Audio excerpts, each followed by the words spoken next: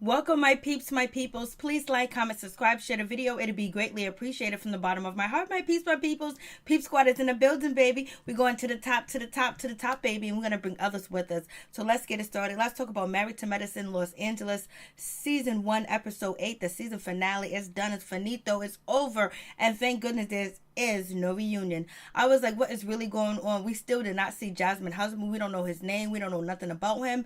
And I don't know if she's actually married or why she like hiding everything. No one knows who her husband is. And I don't know if it's because, she's not actually the original cast. She's listed as Shanique's friend. So maybe she doesn't want to divulge all that information unless she's sitting up there on the main stage with the main cast. So we'll see what happens with that situation. But even Noelle is starting to question whether he is El Chapo. What does her husband do for a living?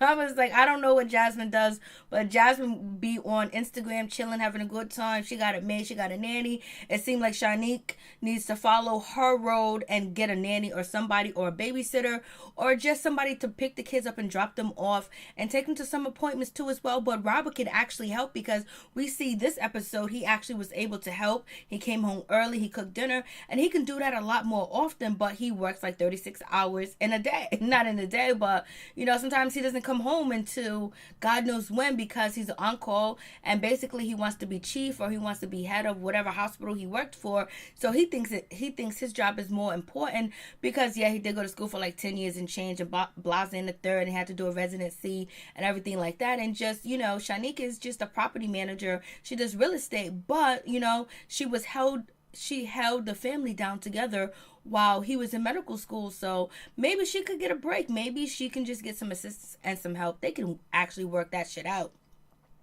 And we see that Imani meets up with her sister. They actually look alike. Their kids look alike. It was like, okay, I'm happy for you guys. You guys are doing a damn thing. And poor old, Britt, she has to go back home. She has to go back to Orlando. No friends, no job, no nothing. She got the job that she was applying for. And now she can't even work there because the job is going to take a year. I was like, damn, imagine if you get hired for a job and they tell you you can start next year. It depends on what part of the month it is, what season it is. Like, damn, so she got to go back home. But we find out that her husband, he travels and he goes away just like Britt does all the time. And she's always home stuck alone. She should have stayed longer, baby. But she had to get back home. And then we have Shanique. She meets up with, Jazmin for dinner and she's crying because she's overwhelmed. She wants to be the super mom and it's actually hard for her to be the super mom because she has a job, the kids. It's just so hard and her husband is not trying to help her and she doesn't feel appreciated. Well, please get a nanny, take some time off. You have a lot of options, a whole lot of options. Like, I can understand if you didn't have any options, but you can make it easier for yourself too as well if you want to spend more time with your kids.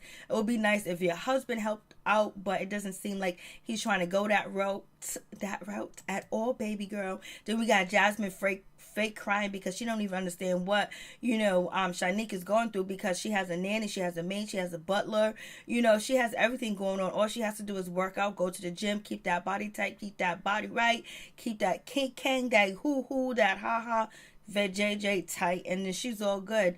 And that's what she does, and she watches her calories. That's what's most important to her, and that's her job, is to stay beautiful. So she really doesn't understand Shanique's pain. And so we get Asha, we get Noelle. They're out here running and jogging, doing a damn thing in LA, eating healthy, eating right, doing everything. I was like, look at them running. I mean, they was running their ass off. And Asha's 39. She looks great. They all look great. They all are beautiful women too as well. So they sit down and have their conversation, they chit chat, they talk, and basically we find out that Asha's basically gonna be on Days of Our Lives and she's happy, she's so ecstatic about the situation, so it's all good, and basically things are going well for her. And she actually thought that she was pregnant, but she was not pregnant. She started spotting, she got her period, and she's basically letting us know that her and her husband are actually really working on trying to have a child.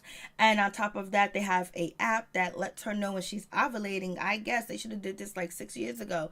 They get on TV now, they want to have a baby. I don't know if Asha wants to have a baby. I think she really just still wants her career to pop off and to be a Academy Award winning actress. So we'll see what happens with that situation. But then we have, none other than Imani. She meets up with her sister and her nephew, actually, and her and her sister look alike, and Imani's son and her nephew, they look just alike. They have a good meeting. Basically, Imani, she don't play. She met up with her sister after the airport, met up with her at the restaurant, figure out that she's okay, that she's staying, she good people, and then she invites her to her house. You ain't fooling us, Imani. You wanted to make sure she wasn't crazy, but I'm sure you knew she wasn't because you talked to her on the phone. But, her sister kept saying, Daddy wanted me to meet you. Daddy is happy that we're meeting.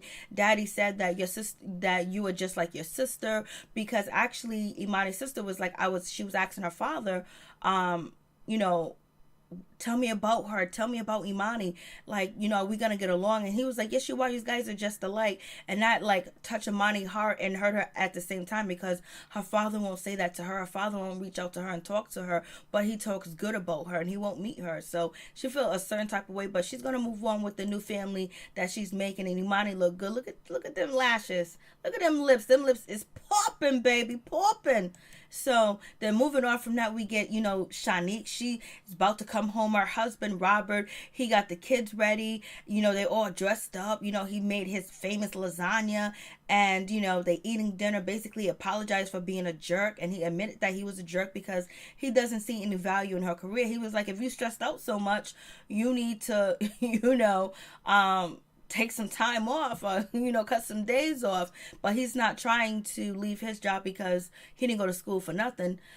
And on top of that, he's looking to obtain a new position. So he apologized. He talks about he made, lasagna when he first met, his first date with not Shanique or whatever. So that was all good. They made up, and he's doing what it do, baby. He's doing what it do. He's trying to basically make his wife feel like she was somebody every day of the week. But it's like, damn, damn well he went back to his regular schedule. He's not helping with the kids.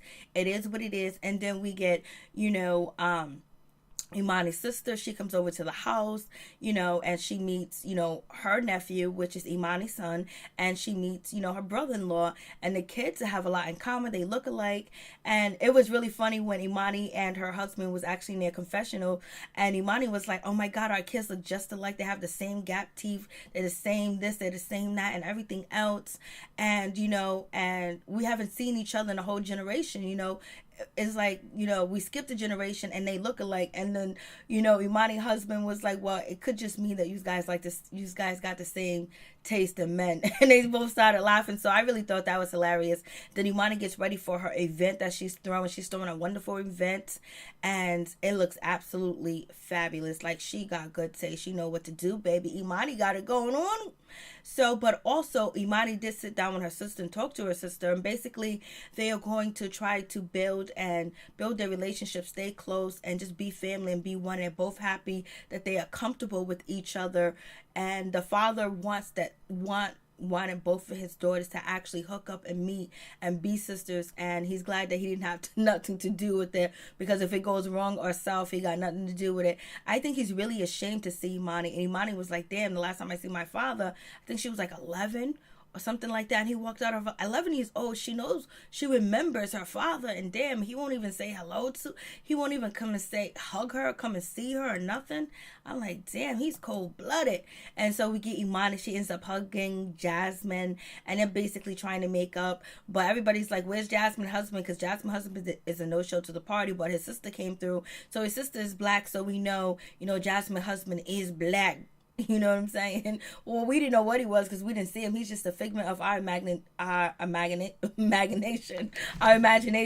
Look at me. I'm just like, we don't know what he looks like. He could be anybody. You know what I'm saying? We don't know nothing about this situation. I don't know if he's selling drugs. I don't know if he's a kingpin. Like, they're questioning the situation.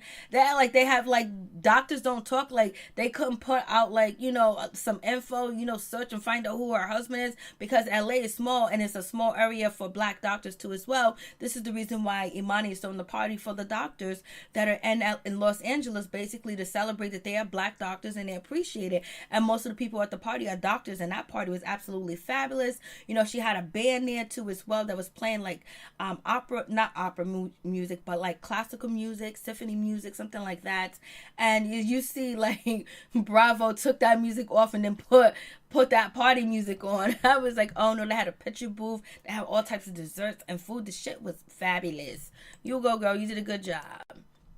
And see, Jazmin did not complain about the party because, you know, Jazmin complained about Britt's house and how the shit was just thrown on the table and then these raggedy ass chairs that don't match. So she was actually impressed with Imani's party. So I think she likes Imani taste. She feeling Imani taste. And I like Imani's jacket. I want that jacket that she has on. That looks like a baby Sherlin, but I know it's not.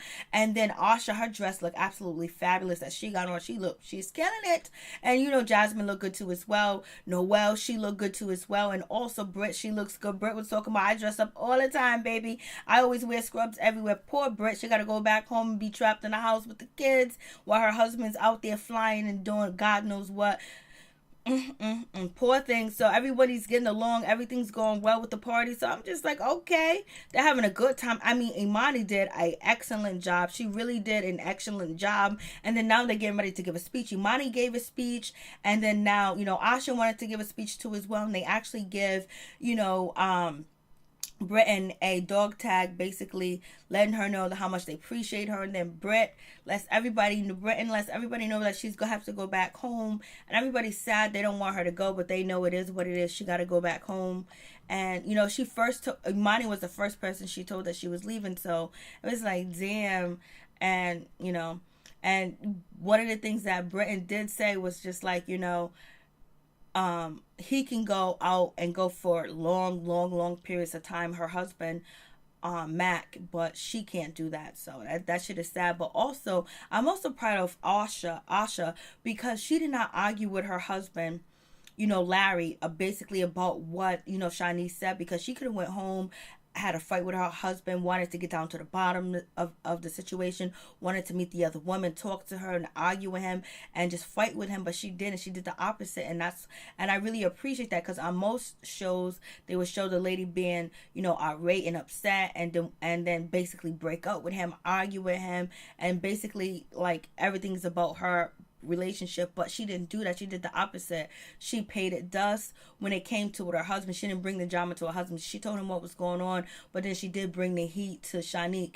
And Shanique, like, damn, like, you could have really destroyed their marriage. The way you said he was cheating, he proposed to another girl, then you turn around and said that they just had some contact and whatever. And also Robert was involved, but Robert said that the shit went down. So I don't know. We see that, you know, Asha's husband did not show up to this party, and we know why. Peace and one love to all my peeps and my peoples. There was something else. What is the other one?